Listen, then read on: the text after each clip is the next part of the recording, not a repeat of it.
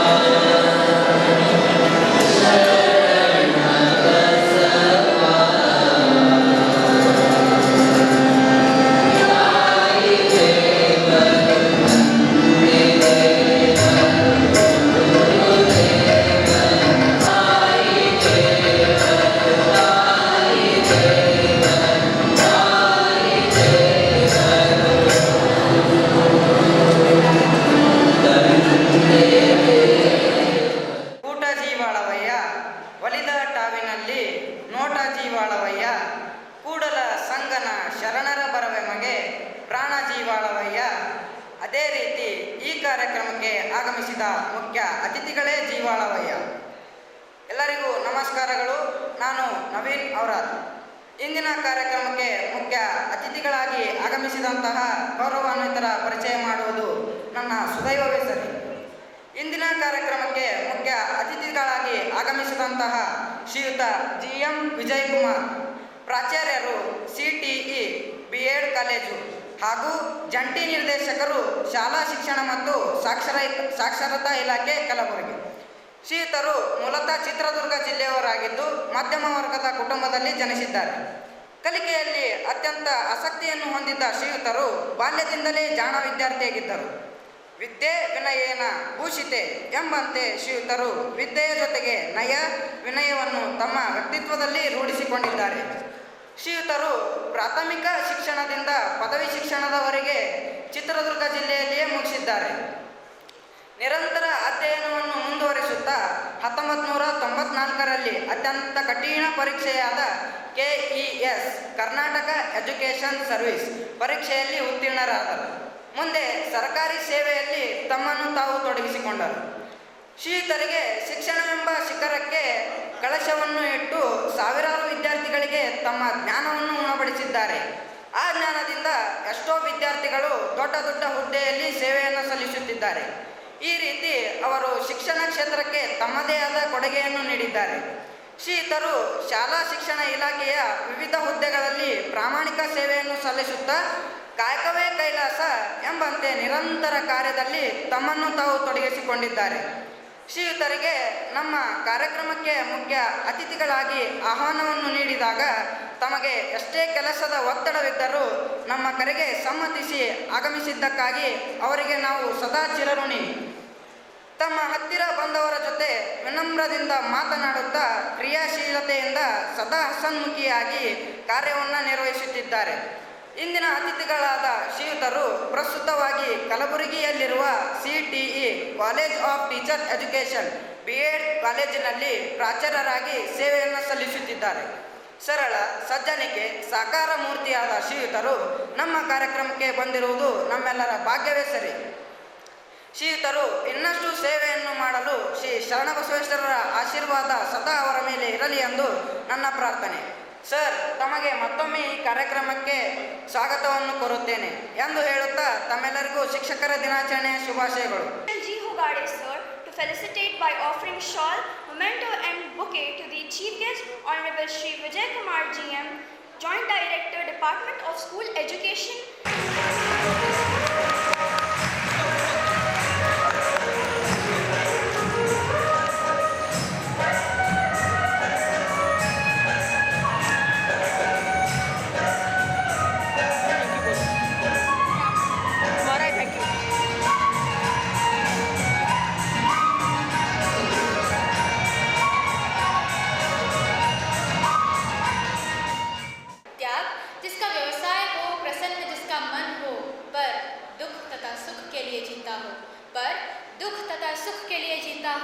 सेवा जिसका धर्म हो उनका जीवन सदैव सुखी हो। आज के समारोह में उपस्थित मुख्य अतिथि गुरु विजय कुमार जी अपना अनमोल समय देकर समारोह की शोभा बढ़ाए, इसलिए संस्था की ओर से उन्हें हार्दिक सुस्वागत करती हूँ। समारोह के अध्यक्ष के स्थान पर उपस्थित श्रीशैल सर को भी मैं हमारी ओर से विशेष स्वागत करती हूँ। आज के समारोह में उपस्थित सभी आदरणीय गुरुजनों को भी मैं इस अवसर पर हार्दिक स्वागत करती हूँ। कॉलेज की लोकप्रियता को दूरदर्शन एवं दैनिक पत्रिकाओं द्वारा प्रचार प्रसार करने वाले सभी आदरणीय संवाददाताओं को भी मैं हार्दिक स्वागत करती हूँ। परिश्रमी प्रतिभा संपन्न सभी छात्रों को भी मैं इस अवसर पर हार्दिक स्वागत करती हूँ। शिक्षक दिवस के इस समारोह की तैयारी में लगे हुए सभी छात्रों को तथा शिक्षकों को एवं सेवकों को भी मैं इस हार्दिक सुस्वागत करती हूँ। अंत में चंद पंक्तियों द्वारा अपने स्वागत भाषण को पूर्ण विराम देती हूँ। अध्यापक समाज का संत है, अध्यापक समाज का संत है, त्याग और संतोष का तीर्थ है।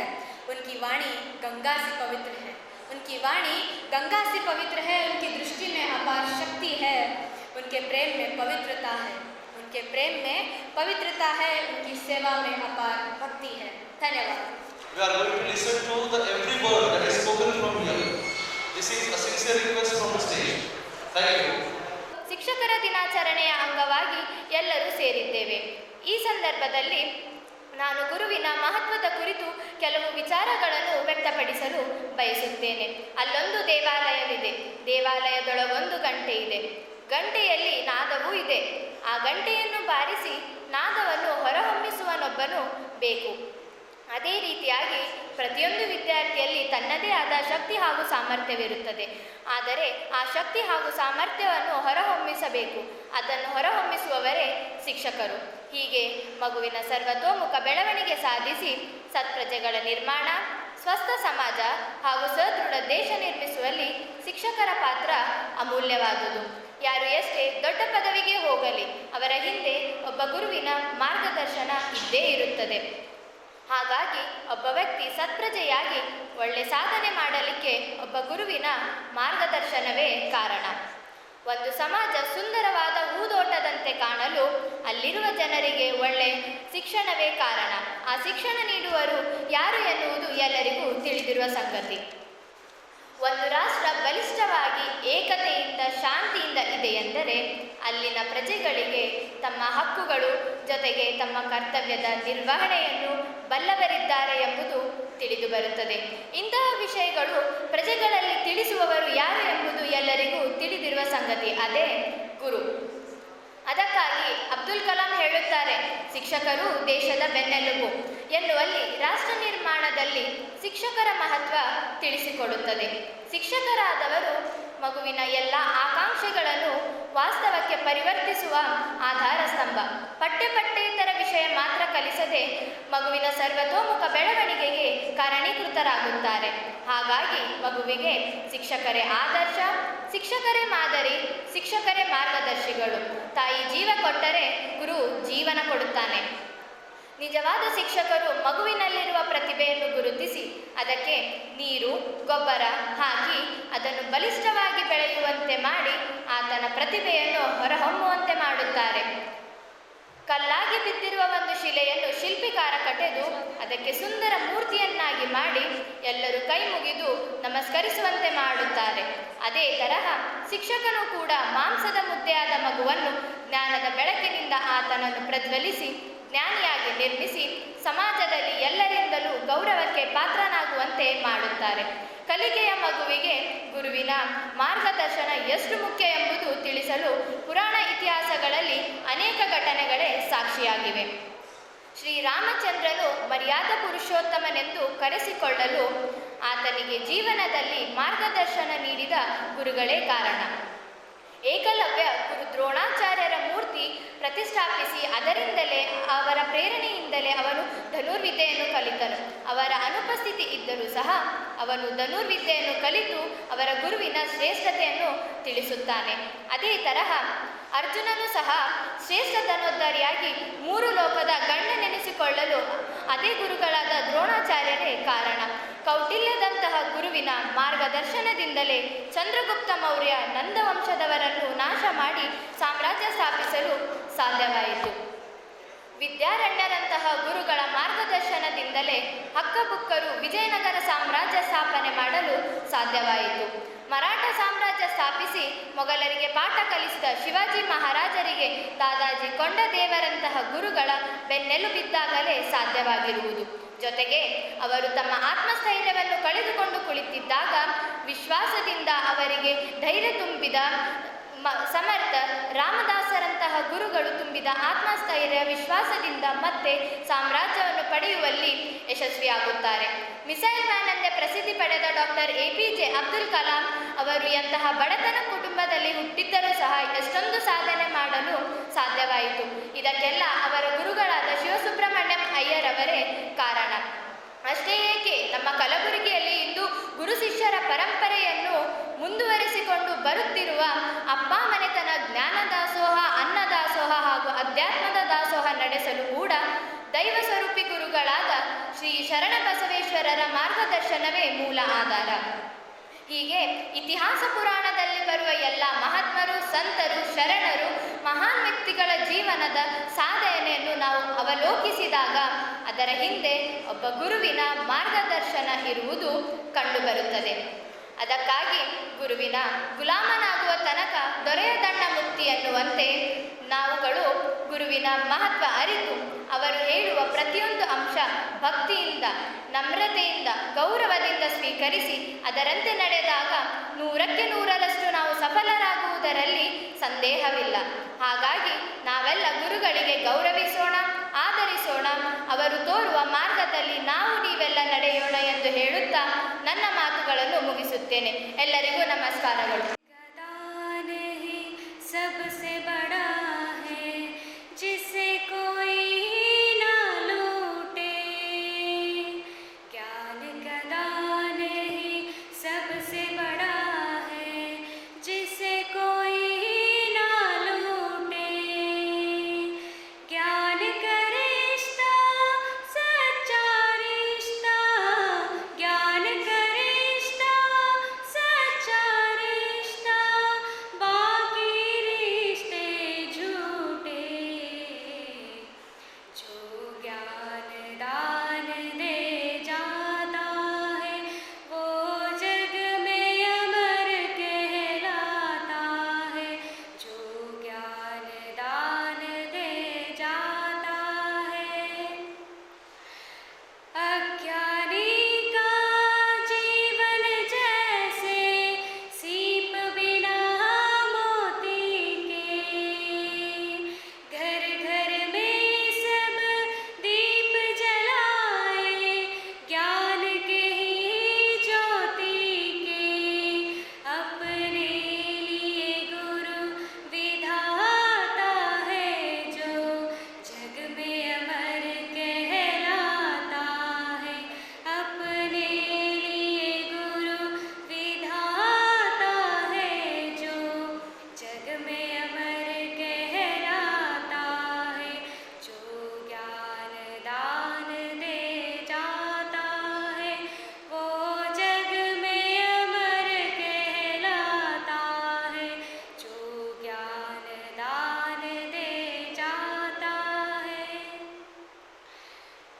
सब धर्मों का पालन कीजिए मानवता कहती है, किसी एक की नहीं ये गंगा सबके लिए बहती है, ये जल जीवन महकाता है और मन पावन हो जाता है, ये जल जीवन महकाता है और मन पावन हो जाता है, जो ज्ञान दान दे जाता है वो जग में अमर कहलाता है, जो ज्ञान दान दे जाता है।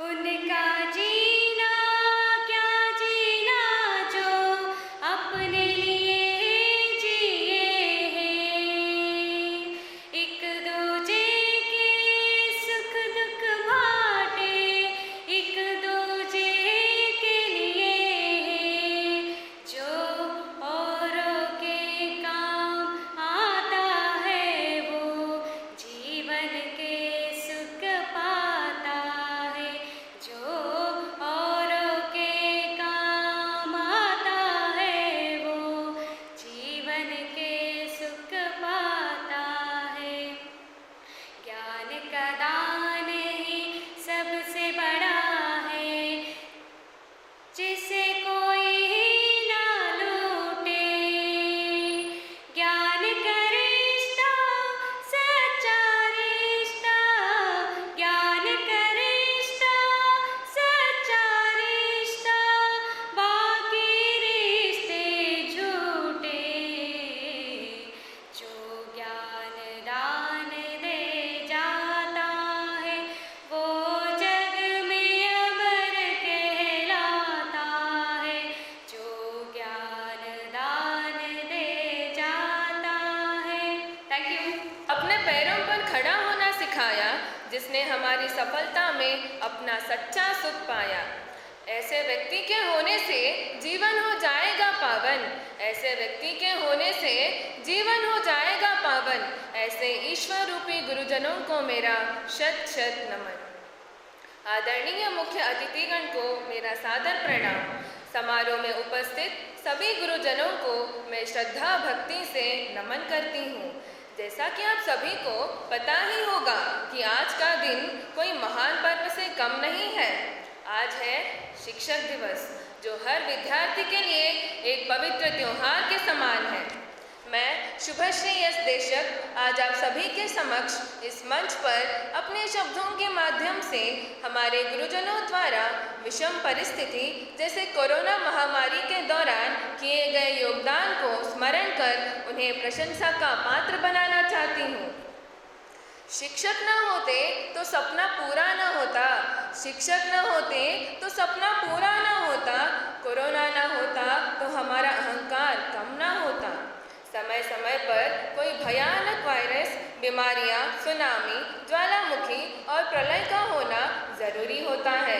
मानव जब दानव बनने लगता है तब प्रकृति भयानक रूप धारण कर लेती है। कोरोना महामारी के दौरान अपना धन देकर मरीजों को डॉक्टरों के पास पहुंचाया हमारे शिक्षकों ने। माता पिता का किरदार निभाया हमारे शिक्षकों ने। हमारे सर पिताजी की सूरत बने, हमारे सर पिताजी की सूरत बने, हमारे माम स्वयं ममता की मूरत बने। मित्र बनकर मजबूर किया जीने के लिए, हमें भोजन देकर स्वयं भगवान के दर्शन करवाया हमारे गुरुजनों ने।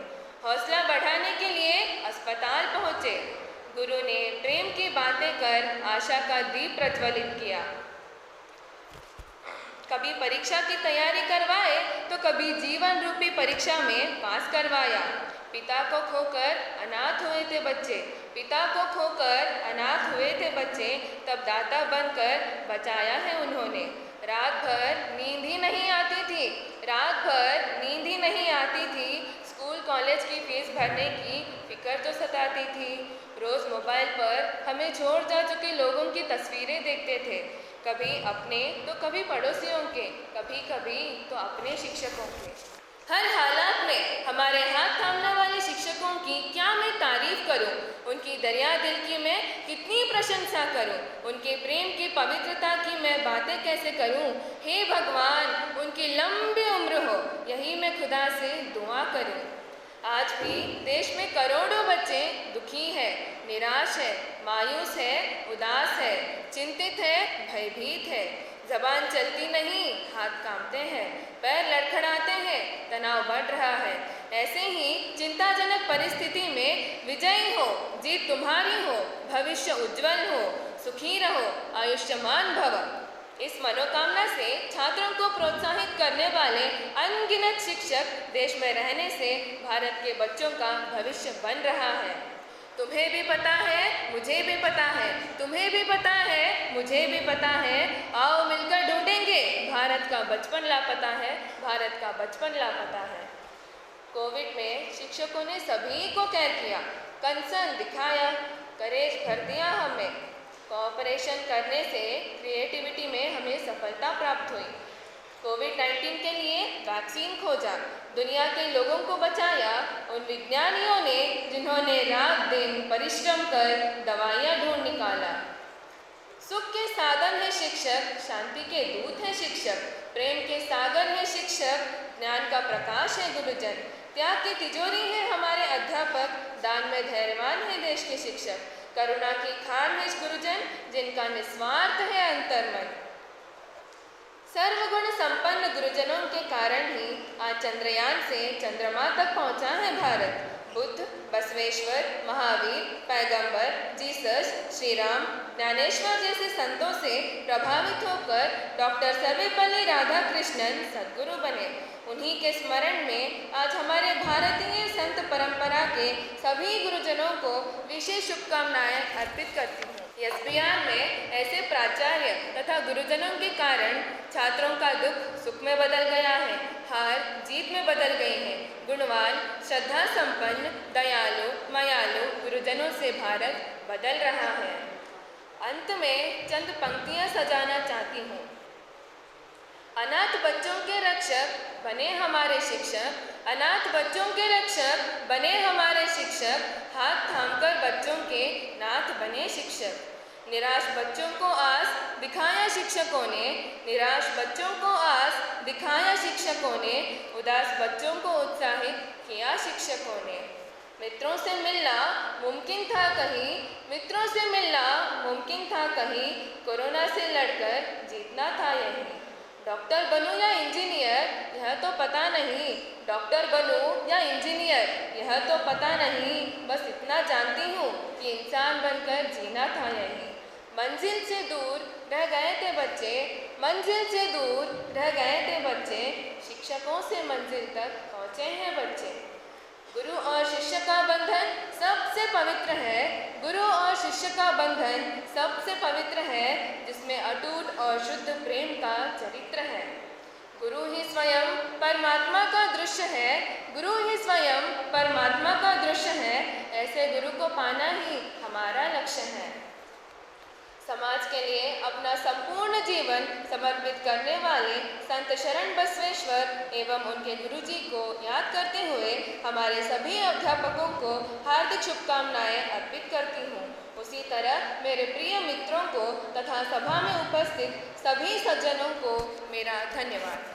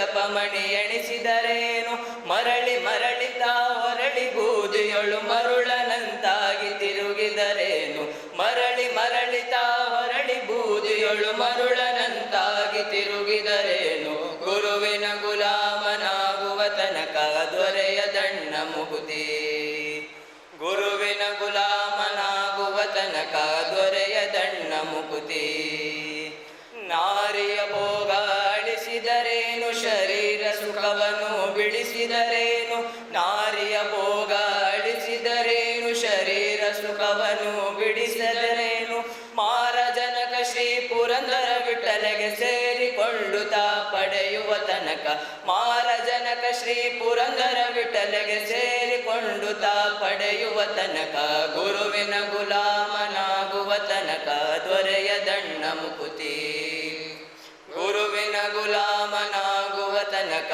ದೊರೆಯದಣ್ಣ ಮುಕುತಿ ಪರಿಪರಿ ಶಾಸ್ತ್ರವನೋದಿದರೇನು ವ್ಯರ್ಥವಾಯಿತು ಭಕುತಿ ಪರಿಪರಿ ಶಾಸ್ತ್ರವನೋದಿದರೇನು ವ್ಯರ್ಥವಾಯಿತು ಭಕುತಿ ಗುರುವಿನ ಗುಲಾಮನಾಗುವ ತನಕ ದೊರೆಯದಣ್ಣ ಮುಕುತಿ ಗುರುವಿನ ಗುಲಾಮನಾಗುವ ತನಕ ದೊರೆಯದಣ್ಣ ಮುಕುತಿ ಗುರುವಿನ ಗುಲಾಮನಾಗುವ ತನಕ ದೊರೆಯದಣ್ಣ ಮುಕುತಿ. Change all around us. Since the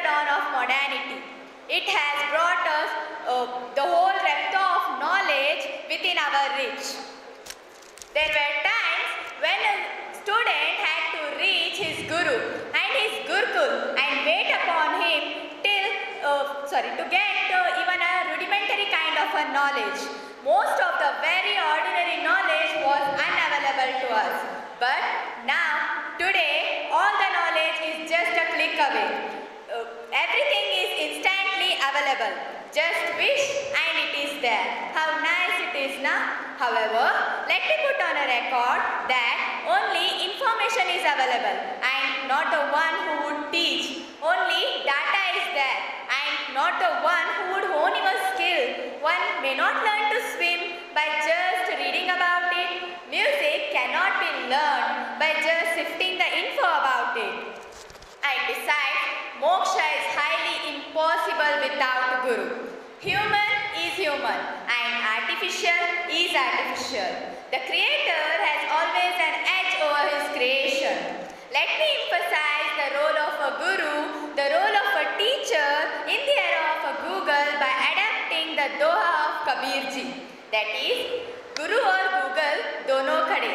Guru or Google, dono khade. Kake lagu paye.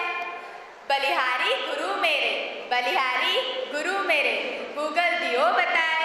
Even in this era of technological advancements, I firmly believe that teachers continue to play a vital role, a very important role in shaping the young minds and cultivating the next generation of leaders, thinkers and learners. While the Google Guru can provide us with the information, can provide us with a wealth of the knowledge, it cannot replace the wisdom, guidance and human connection that a teacher brings into the classroom. The teacher serves as facilitators, mentors and motivators, helping the students to navigate the vast sea of the information available online.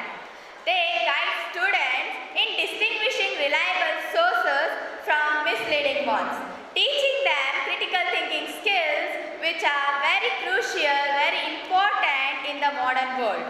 Furthermore, teachers possess the ability to personalize the education, catering to the individual needs and learning style of their students. They can identify the areas where a student may struggle and provide a ready-made support, ensuring that no one is left behind.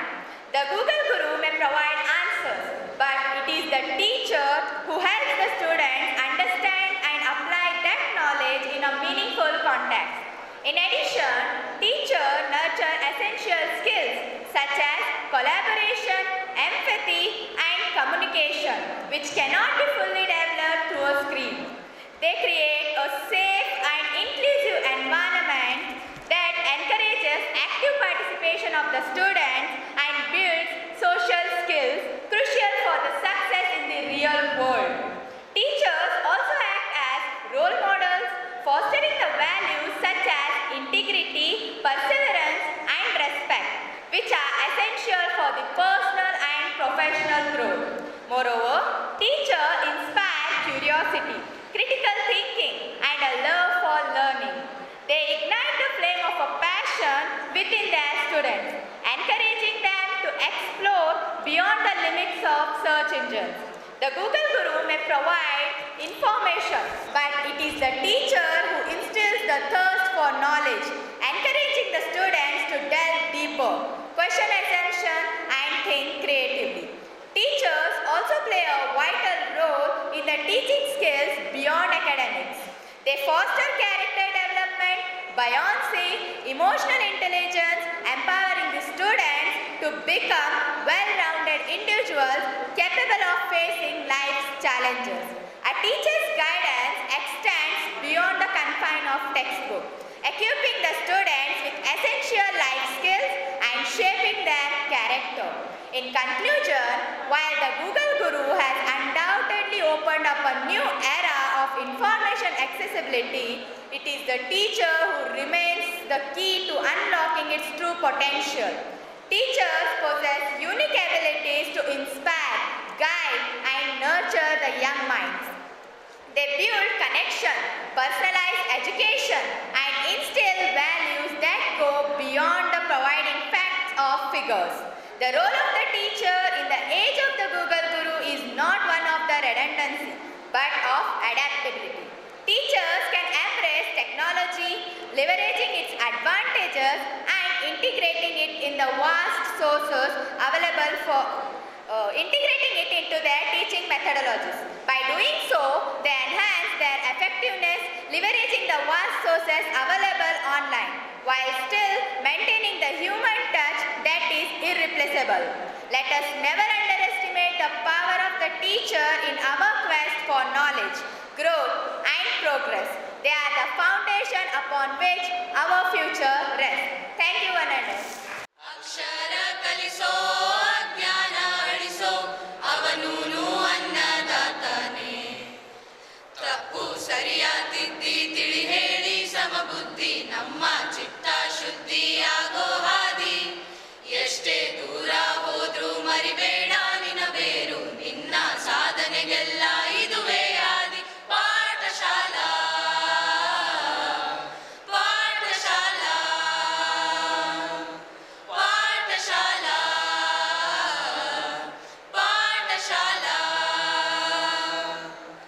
ದೇಶಕ್ಕೆ ಯೋಧ ನಾಡಿಗೆ ರೈತ ಬಾಳಿಗೆ ಗುರುವೊಬ್ಬ ತಾನೆ ಅಕ್ಷರ ಕಲಿಸೋ ಅಜ್ಞಾನ ಅಳಿಸೋ ಅವನೂನು ಅನ್ನದಾತಾನೆ ಪ್ರತಿಯೊಂದು ಮಾತು ಕಲಿತ ಜಾಗ ಪ್ರತಿ ಹೆಜ್ಜೆ ಗುರುತು ಅರಿತ ಜಾಗ ಕನಸುಗಳ ಜೊತೆಗೆ ನಡೆದ ಜಾಗ ಸ್ನೇಹಿತರ ಪ್ರೀತಿ ಪಡೆದ ಜಾಗ ಎಲ್ಲರೂ ಒಂದೇ ಇಲ್ಲಿ ಮೇಲು ಕೀಳಿಲ್ಲ ಜ್ಞಾನದ ಹಸಿವಿದ್ದಾಗ ಮೊದಲು ಕೊನೆಯಿಲ್ಲ ಮನೆ ಮೊದಲ ಶಾಲೆ ತಾಯಿಯೇ ಗುರುವು ತಾಯಿಗೂ ಪಾಠ ಹೇಳಿದ ಗುರುವೇ ಅರಿವು ಎಲ್ಲ ದಾನಕ್ಕೂ ಶ್ರೇಷ್ಠ ವಿದ್ಯೆ ಎನ್ನುವುದನ್ನು ತಿಳಿದ ದೇಶ ನಮದು ವಿಶ್ವದ ಕಣ್ಣು ಮುಂದೆ ಗುರಿ ಇರಬೇಕು ಹಿಂದೆ ಗುರು ಇರಬೇಕು ನಂಬಿ ನಡೆದರೆ ಸಾಕು ಸಾರ್ಥಕ ಬದುಕು ಪಾಠಶಾಲಾ ಪಾಠಶಾಲಾ ಪಾಠಶಾಲಾ ಪಾಠಶಾಲಾ ಬೆರೆಯೋದು ಹೇಗೆ ಕಂಡಿದ್ದಿಲ್ಲಿ ಜೊತೆಯಾಗಿ ಹಂಚಿ ತಿಂದಿದ್ದಿಲ್ಲಿ ಹಿರಿಯರಿಗೆ ತಲೆಬಾಗಿ ನಿಂತಿದ್ದಿಲ್ಲಿ ಬದುಕುವ ರೀತಿ ಕಲಿತಿದ್ದಿಲ್ಲಿ ಶಿಕ್ಷಣ ಶಿಕ್ಷೆ ಅಲ್ಲ ನಮ ಕಾಯುವ ರಕ್ಷೆ ಪುಸ್ತಕ ಹಿಡಿದ ಕೈ ಸರಿದಾರಿಯ ನಕ್ಷೆ ತಂದೆ ತಾಯಿ ದುಡಿಮೆ ನಮ್ಮ ಬೆಳವಣಿಗೆ ತಿದ್ದೋ ಗುರುವಿನ ತಾಳ್ಮೆ ನಮ್ಮ ಬರವಣಿಗೆ ಓದಿಸುವವರಿಗೆ ಮಾತ್ರ ಸಿರಿತನ ಬಡತನ ಎಲ್ಲ ಓದೋ ಮನಗಳಿಗೆ ಯಾವುದು ಇಲ್ಲ ಪದವಿ ಅಂಕೆ ಇದ್ದರೆ ನೀ ಗೆದ್ದ ಹಾಗಲ್ಲ ವಿನಯ ಮೌಲ್ಯ ಎಂದಿಗೂ ಸೋಲೋದಿಲ್ಲ Pathshala Pathshala Pathshala Pathshala Pathshala Pathshala In our college, as you all know, we observe Self-Governance Day, for which a lot of preparation has been going on for the past 3 days.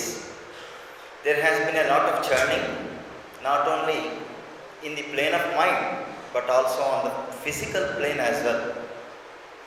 There are so many students who took part in it, and there are some people, due to lack of time, who did not get the opportunity to showcase their teaching skills in the classrooms. Those students who actually performed today and those students who could not perform, but in the mind's plane already they have thought they already performed, definitely have come to know what is the pain, or if I quote D.H. Lawrence, pang. One of the students was quoting that word pang in the classes. The pangs of teachers you might have understood. The pains that all the teachers actually undergo in order to give you a quality lecture, you might have undergone. And I appreciate all those students who lent a lot of friendly support to those students who came over there as students or as spectators when these budding young students were able to deliver lectures on different topics. We started today with our regular prayer. There is a small inversion taking place here. It is not the students who are doing the prayers, who are saying the prayers, it is the teachers who have said prayers. We started with the Sanskrit prayer, then came Kannada, then came our Hindi prayer, and finally we went with English prayer. After that, something very special. In the middle we actually had some slight speeches, some small instructions. All these things were going on, and something very special happened. And the result of the special thing also you can see on the stage. The captain and vice captain of our college, they are already seated on the stage, which must be a dream come true occasion for both of you. And you must be carrying on the prestige that has been given to you on this particular day. Definitely you might not have expected this particular occasion to be seated with the chief guest and our principal sir on the stage, and then looking at these people. This is something very marvelous.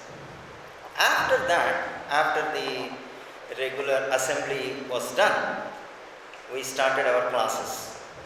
And of course, the first period, when I was asked to go to H1, P1 H1, the students were there. We had a student coming up and talking about Aditya L1, what are the various things. Like that, in every class that was conducted, a specific topic was taken by the students and they were explaining. As a passerby between sections, I have noticed how much of board work these children have done. This is something really marvelous. I must congratulate first of all the students for taking those extra pains, but also there are two silent spectators behind them. And they are, first of all, the teachers who inspired them to take up that particular topic and made them deliver the lecture. The second one, invariably, unquestionably, the parents, who actually are the silent spectators, I should say, because they are not here, but definitely their blessings must be with these people who have delivered wonderful lectures. In fact, all the students have delivered wonderfully. But the occasion is such that we have to choose a few. We cannot give away prizes to all. Even though there are many participants, we won't be giving prizes to all. Hence, we are compelled to give away a very few prizes, but definitely accolades are all for the students who have performed really well. Not just well is a very ordinary word, I should say. Superannuated, I should say. Superlative performance you have given. Very quickly. Come on. Chappale, really. Make it fun. And then from mathematics, we have two students. One is Vidyasar. My chance goes to biology. The first prize goes, you should be very active, come on. Third prize then comes to our department, that is English department, is other than Fatima Zara for her wonderful explanation. Rishikesh, can I say Rishikesh? Please come on. Come on, something. So the first prize goes to a big round of applause to all of you. Home colleges, engineering colleges, time will be decided. All these children might have understood one thing. They brought some pages in the lab. What we keep on saying, we do something. Come on, what? And you see, very soon these people in a year also. And the students that actually are listening to me, they perform all of you. And from Kannada department we have Bhumika. Please come Bhumika quickly.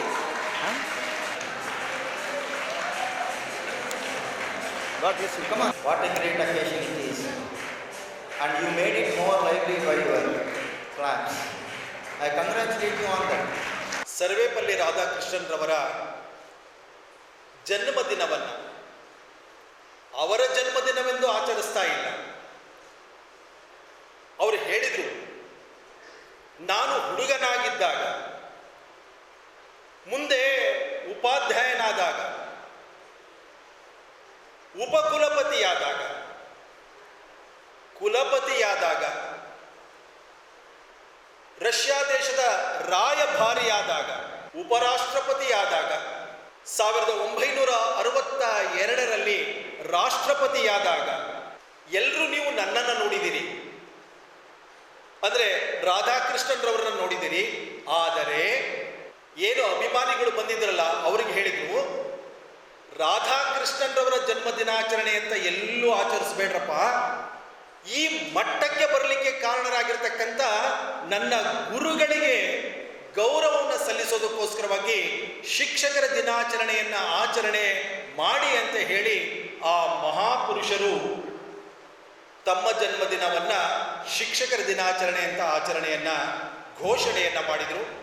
ಅವತ್ತಿನಿಂದ ಇವತ್ತಿನವರೆಗೂ ಕೂಡ ನಾವು September 5ನೇ ತಾರೀಕನ್ನು ಶಿಕ್ಷಕರ ದಿನಾಚರಣೆ ಅಂತ ಆಚರಣೆ ಮಾಡ್ತಾ ಇದ್ದೀವಿ. SBR ಸಂಸ್ಥೆಯ ಎಲ್ಲ ಉಪನ್ಯಾಸಕ ಬಂಧುಗಳಿಗೆ ತುಂಬು ಹೃದಯದ ವಂದನೆಗಳು, ಅಭಿನಂದನೆಗಳು ಮತ್ತು ಕೃತಜ್ಞತೆಗಳು.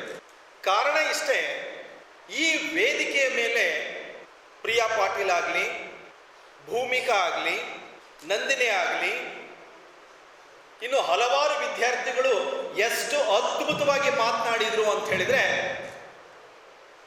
ಇಷ್ಟೆಲ್ಲ ಅದ್ಭುತವಾಗಿ ಮಾತನಾಡೋದಕ್ಕೆ ಕಾರಣ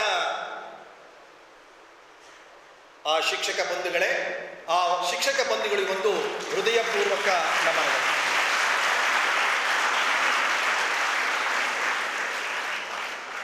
ವೇದಿಕೆ ಮೇಲೆ ಆಸೀನರಾಗಿರ್ತಕ್ಕಂಥ ಗೌರವಾನ್ವಿತವಾಗಿರ್ತಕ್ಕಂಥ ಸನ್ಮಾನ್ಯ ಶ್ರೀಶೈಲ್ ಗುರೂಜಿಯವರೇ, ಹಾಗೂ ಈ ದಿನದ ಮುಖ್ಯ ಶಿಕ್ಷಕ ಬಂಧುಗಳೇ, ಈ ಕ್ಷಣದಲ್ಲಿ ನನಗೇನು ಮಾತನಾಡಬೇಕು ಅಂತ ಅನ್ನಿಸ್ತಾ ಇಲ್ಲ.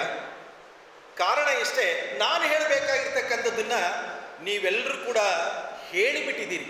ಪುರಾಣೇತಿಹಾಸ ಕಾಲದಿಂದಲೂ ಪ್ರಸ್ತುತದವರೆಗೆ ಗುರುವಾಗಿ, ಶಿಕ್ಷಕನಾಗಿ, ಆಚಾರ್ಯನಾಗಿ, ಪ್ರಾಚಾರ್ಯನಾಗಿ ತನ್ನ ನಿಸ್ವಾರ್ಥದ ಸೇವೆಯನ್ನು ಸಲ್ಲಿಸಿರ್ತಕ್ಕಂಥ ಶಿಕ್ಷಕರನ್ನ ಬೇರೆ ಬೇರೆ ಹೆಸರುಗಳಿಂದ ಕರೆದು ಬಿಟ್ಟು ಅವರೆಲ್ಲರಿಗೂ ಕೂಡ ಗೌರವವನ್ನು ಸಲ್ಲಿಸ್ತಕ್ಕಂಥ ಸುದಿನ, ಅದನ್ನು ತಾವೆಲ್ಲರೂ ಕೂಡ ಮಾಡಿದ್ದೀರಿ.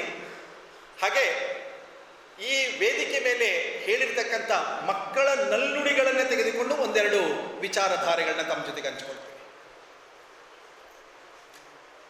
ಮಹಾಭಾರತಕ್ಕೆ ಬಂದಾಗ ದ್ರೋಣಾಚಾರ್ಯರನ್ನ ಮತ್ತು ಏಕಲವ್ಯನನ್ನ ನೆನೆಸಿದರು. ದ್ರೋಣಾಚಾರ್ಯರು ಎಷ್ಟರ ಮಟ್ಟಿಗೆ ಅದ್ಭುತವಾಗಿರ್ತಕ್ಕಂಥ ಶ್ರೇಷ್ಠವಾಗಿರ್ತಕ್ಕಂಥ ಗುರುಗಳಾಗಿದ್ರು ಅಂತ ಹೇಳಿದರೆ, ಏಕಲವ್ಯ ಅವರನ್ನ ನೆನೆಸುತ್ತಾನೆ ಅದ್ಭುತವಾದಂಥ ಬಿಲ್ವಿದ್ಯೆಗಾರನಾದ. ಏನು ಹೇಳಿಕೊಡಲಿಲ್ಲ. ಬಂದ ಏಕಲವ್ಯ ಬಂದ, ಗುರುಗಳೇ ನನಗೆ ಜ್ಞಾನದಾನ ಮಾಡಿ ಎಂದ. ದ್ರೋಣಾಚಾರ್ಯರು ಒಂದು ಇಕ್ಕಟ್ಟಿನ ಪರಿಸ್ಥಿತಿನಲ್ಲಿ ಸಿಕ್ಕೊಂಡಿದ್ರು. ದ್ರೋಣಾಚಾರ್ಯರು ಹೇಳಿದ್ರು, ಇಲ್ಲ ಕಂದ, ನಾನು ರಾಜಕುಮಾರರಿಗಲ್ಲದೆ ಬೇರೆಯವರಿಗೆ ನಾನು ವಿದ್ಯೆಯನ್ನು ಕಲಿಸೋದಿಲ್ಲ, ಆದ್ದರಿಂದ ನಾನು ನಿನಗೆ ವಿದ್ಯೆಯನ್ನು ಕಲಿಸಲಾರೆ ಎಂದ. ಏಕಲವ್ಯ ನೀವಲ್ದಲೇ ಇದ್ರೆ ಬೇರೆ ಇನ್ಯಾರಾದ್ರೂ ಕಲಿತೀನಿ ಅಂತ ಅನ್ಲಿಲ್ಲ. ಅವ ಅಂದ, ಮನಸ್ಸಿನಲ್ಲಿ ಅಂದ, ಹೇ ಗುರುದೇವ, ನೀವೇ ನನ್ನ ಗುರುಗಳು. ಹೋದ ಕಾಡಿಗೆ ಬಿಲ್ಲು ಬಾಣಗಳನ್ನು ತಯಾರಿ ಮಾಡಿಕೊಂಡ, ಅಭ್ಯಾಸವನ್ನ ಮಾಡ್ದ. ಗುರು ದ್ರೋಣಾಚಾರ್ಯರನ್ನ ಸದಾ ಮನದಲ್ಲಿ ನೆನೆಸ್ತಾ ಅವರೇ ನಿಂತು ಹೇಳ್ತಾ ಇದ್ದಾರೇನೋ ಅನ್ನುವ ರೀತಿಯಲ್ಲಿ ವಿದ್ಯೆಯನ್ನ ಅಭ್ಯಾಸವನ್ನ ಮಾಡ್ದ. ಅದ್ಭುತವಾಗಿ ಚಿರಸ್ಥಾಯಿಯಾಗಿ ಅವನ ಹೆಸರು ಉಳಿಯುವಂತೆ ಆಯಿತು. ಗುರು ದ್ರೋಣಾಚಾರ್ಯರ ಬುದ್ಧಿಮತ್ತೆಯಿಂದಾಗಿ, ಅವರ ವೈಚಾರಿಕತೆಯಿಂದಾಗಿ ಅದನ್ನು ಬೇರೆ ಬೇರೆ ರೀತಿಯಲ್ಲಿ ನಾವು ನೋಡ್ಕೊಳ್ತೇವೆ. ಅರ್ಜುನನನ್ನ 3 ಲೋಕದ ಗಂಡ ಅಂತ ಕರೆದ್ರು. ಜಗತ್ತಿನಲ್ಲಿ ಯಾರಿಗೂ ಇರಲಿಲ್ಲ ಆ ಬಿರುದು, ಅರ್ಜುನನಿಗೆ ಮಾತ್ರ ಇದೆ. ಯಾಕೆ ಅರ್ಜುನನಿಗೆ ಮಾತ್ರ ಇದೆ? ಗುರು ದ್ರೋಣಾಚಾರ್ಯರಿಗೆ ಗೊತ್ತಿತ್ತು.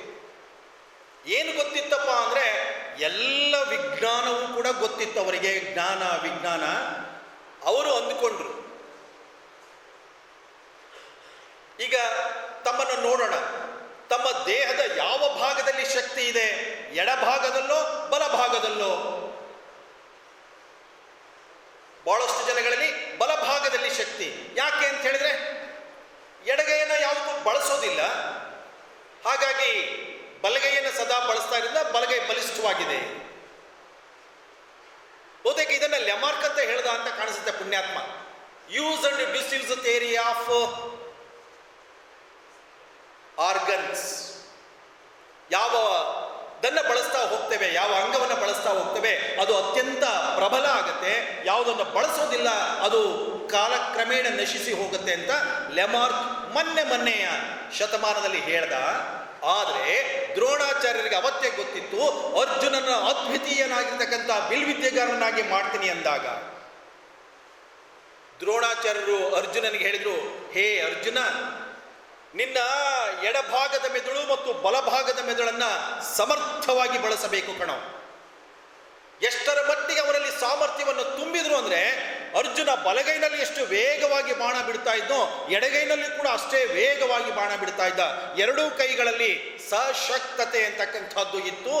ಆತ ಯಾವಾಗ ಬಾಣವನ್ನು ಹೂಡ್ತಾನೆ, ಯಾವಾಗ ಬಾಣ ಬಿಡ್ತಾನೆ ಅಂತಲೇ ಎದುರಾಳಿಗೆ ಗೊತ್ತಾಗ್ತಾ ಇರಲಿಲ್ಲ. ಅಷ್ಟೊಂದು ವೇಗವಾಗಿ ಬಾಣಗಳನ್ನು ಪ್ರಯೋಗ ಮಾಡ್ತಾ ಇದ್ದ. ಅದಕ್ಕೆ ಅವನನ್ನು 3 ಲೋಕದ ಗಂಡ ಅಂತ ಕರೆದು. ಕಂದ, ನೀವು ಅದ್ವಿತೀಯವಾಗಿರ್ತಕ್ಕಂಥದ್ದನ್ನ ಸಾಧನೆ ಮಾಡಬೇಕೇನೋ? ಈ ಕ್ಷಣದಿಂದಲೇ ನಿನ್ನ ದೇಹದ 2 ಭಾಗವನ್ನ ಸಮ ಪ್ರಮಾಣದಲ್ಲಿ ಬಳಸು. ಆಗ ನೋಡು ನಿನ್ನ ಜ್ಞಾನ ಮತ್ತೆ ಎಷ್ಟರ ಮಟ್ಟಿಗೆ ತೀವ್ರವಾಗಿ ವಿಕಾಸಗೊಳ್ಳುತ್ತೆ ಅಂತ. ರಾಮಾಯಣದಲ್ಲಿ ಬಂದ್ರು ಶ್ರೀರಾಮಚಂದ್ರ, ಲಕ್ಷ್ಮಣ, ಇವರೆಲ್ಲರೂ ಕೂಡ, ಭರತ, ಶತ್ರುಘ್ನ, ಅವರೆಲ್ಲರೂ ಕೂಡ ಅತ್ಯಂತ ನಯ ವಿನಯ ವಿದ್ಯಾಸಂಪನ್ನರಾಗಿದ್ರು. ಆ ಮಗು ಹೇಳ್ತು, ಶ್ರೀರಾಮಚಂದ್ರನ ತಮ್ಮನಾಗಿರ್ತಕ್ಕಂಥ ಲಕ್ಷ್ಮಣ ಸದಾ ಅವನ ಜೊತೆನಲ್ಲೇ ಇರ್ತಾ ಇದ್ದ. ಎಷ್ಟೊಂದು ಸಂಸ್ಕಾರವನ್ನು ಕಲಿಸಿದ್ರು ಅವರ ಗುರುಗಳು ಅಂತ ಹೇಳಿದ್ರೆ, ಕಿಷ್ಕಿಂಧ ನಗರಕ್ಕೆ ಬರ್ತಾನೆ. ಸೀತಾ ಮಾತೆಯನ್ನ ಕಳ್ಕೊಂಡಿರ್ತಕ್ಕಂಥ ಶ್ರೀರಾಮಚಂದ್ರ ಸೀತೆಯನ್ನು ಹುಡುಕ್ತಾ ಬಂದಾನೆ. ಕಿಷ್ಕಿಂಧ ನಗರದಲ್ಲಿ ಸುಗ್ರೀವನ ಜೊತೆನಲ್ಲಿ ಸಖ್ಯ ಆಗಿದೆ. ಸುಗ್ರೀವ ಅವತ್ತು ಯಾರೋ ಆಕಾಶದಲ್ಲಿ ಹೋಗುವಾಗ ಯಾರೋ ಹೆಣ್ಣುಮಕ್ಕಳು ಕಿರಿಸ್ತಾ ಇದ್ರು, ಒಂದಷ್ಟು ಆಭರಣಗಳನ್ನು ಬಿಸಾಕಿದ್ರು. ಈ ಆಭರಣಗಳು ಸೀತೆಯನ್ನೇ ನೋಡಿ ಅಂತ ಸುಗ್ರೀವ ಶ್ರೀರಾಮಚಂದ್ರನಿಗೆ ತೋರಿಸ್ದ. ಶ್ರೀರಾಮಚಂದ್ರ ಅವನ್ನೆಲ್ಲ ನೋಡಿ ಸೀತೆಯ ನೆನಪು ಬಂದು ಕಣ್ಣಾಲಿಗಳು ತುಂಬಿಕೊಂಡಿದ್ದು. ಶ್ರೀರಾಮಚಂದ್ರ ಸೀತೆಯ ಆ ಒಂದು ಸರವನ್ನ ನೋಡಿ, ಕೊರಳ ಸರವನ್ನ ನೋಡಿ ಲಕ್ಷ್ಮಣನಿಗೆ ಕೊಡ್ತಾನೆ. ಲಕ್ಷ್ಮಣ ನೋಡು, ಇದು ನಿನ್ನ ಅತ್ತಿಗೆ ಸೀತೆಯದಲ್ವೇನು? ಹೃದಯ ತುಂಬಿ ಬಂದಿತ್ತು ಶ್ರೀರಾಮಚಂದ್ರನಿಗೆ. ಲಕ್ಷ್ಮಣ ಅಂದ, ಅಣ್ಣ ನನಗೆ ಗೊತ್ತಿಲ್ಲ. ಆಶ್ಚರ್ಯ ಆಯ್ತು ರಾಮನಿಗೆ. ಎಲ್ಲ ಇವನ ಅಲ್ಲೋ ಪ್ರತಿದಿನ ಅತ್ತಿಗೆಯನ್ನ ನೋಡುತ್ತಿದ್ದಿಲ್ಲ. ಅಣ್ಣ ನನಗೆ ಗೊತ್ತಿಲ್ಲ. ಅನೇಕ ಆಭರಣಗಳನ್ನ, ಕೈ ಬಳೆಗಳನ್ನ, ಡಾಬನ್ನ, ಸೊಂಟ ಪಟ್ಟಿಯನ್ನ, ತಾಯಿ ಸೀತಾಮಾತೆ ಏನೇನು ಧರಿಸ್ತಾ ಇದ್ದೋ ಆ ಎಲ್ಲ ಆಭರಣಗಳನ್ನ ಲಕ್ಷ್ಮಣನಿಗೆ ತೋರಿಸಿದ್ರು ಕೂಡ ಅಣ್ಣ ನನಗೆ ಗೊತ್ತಿಲ್ಲ ಅಂತ ಇದ್ದ. ಕೊನೆಗೊಮ್ಮೆ ಕಾಲುಂಗುರವನ್ನು ತೋರಿಸ್ದ. ಶ್ರೀರಾಮಚಂದ್ರ ಕಾಲುಂಗುರವನ್ನು ತೋರಿಸಿದ ತಕ್ಷಣ ಲಕ್ಷ್ಮಣ ಹೇಳ್ತಾನೆ, ಅಣ್ಣ ಇದು ನನ್ನ ತಾಯಿ ಸೀತಾಮಾತೆಯದೇ. ರಾಮಚಂದ್ರ ಕೇಳ್ದ, ಅಲ್ಲ ಇಷ್ಟೊಂದು ಆಭರಣಗಳನ್ನು ತೋರಿಸಿದ್ರು ಗೊತ್ತಿಲ್ಲ ಅಂತಿದ್ದವನು ಆ ಕಾಲುಂಗರವನ್ನು ನೋಡಿದ ತಕ್ಷಣ ಹೇಗೆ ಕಂಡಿಡಿದೆ ನೀನು? ಆಗ ಲಕ್ಷ್ಮಣ ದೇವ ಹೇಳ್ದ, ಹೇ ರಾಮಚಂದ್ರ, ಅಣ್ಣ ನಾನು ಪ್ರತಿದಿನ ತಾಯಿಯ ಕಾಲಿಗೆ ನಮಸ್ಕಾರ ಮಾಡುವಾಗ ಆ ಕಾಲುಂಗರವನ್ನ ಅಷ್ಟೇ ಕಣ ನೋಡಿದ್ದು. ಅಪ್ಪಿ ತೊಪ್ಪಿಯೂ ಕೂಡ ನಾನು ನನ್ನ ಅತ್ತಿಗೆಯ ಮುಖವನ್ನು ನೋಡಿಲ್ಲ, ಅವಳು ಧರಿಸುತ್ತಿದ್ದ ಆಭರಣಗಳನ್ನು ನೋಡಿಲ್ಲ ಅಂದ. ಇದು ಸಂಸ್ಕಾರ ಕಂದ. ಈ